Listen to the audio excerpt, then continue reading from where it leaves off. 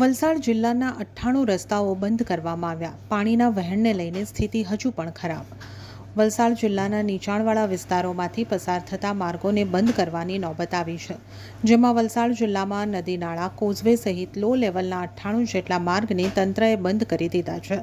બીજી તરફ ઉપરવાસમાંથી છોડવામાં આવેલા પાણીને લઈને નદીઓમાં પાણીનો ભારે પ્રવાહ વહેતો થયો છે, જેને લઈને વલસાડના હનુમાન ભાગડા, તરિયાવાડ, ઔરંગા નદી સહિત કૈલાશ રોડ પર પાણીના પ્રવાહની સ્થિતિ હજુ પણ ભયજનક છે, જેને લઈને આ વિસ્તારના લોકોએ આખી રાત ઉજાગરા કરવા પડ્યા હતા. હાલ તો આ વિસ્તારોમાંથી લોકોને ખસેડી લેવામાં આવ્યા છે, જેમાં આશરે 400થી વધુ લોકોને શેલ્ટર હોમમાં આશરો લીધો છે, જેમાં વલસાડ પારડીના રામલાલા મંદિર, પ્રાથમિક શાળા, રહેવા તથા જમવાની વ્યવસ્થા કરવામાં આવી છે. ત્યારે આ વિસ્તારમાંથી વહેલી તકે પાણીનો નિકાલ થાય તેની લોકો રાહ જોઈ રહ્યા છે.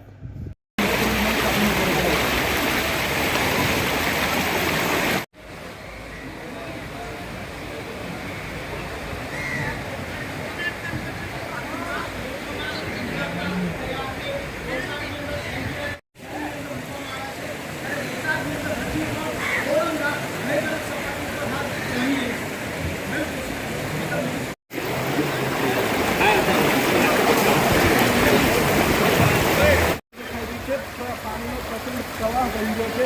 આમ વલસાડના ઔરંગા નદી કિનારાના જે લીલા પ્લોટ છે,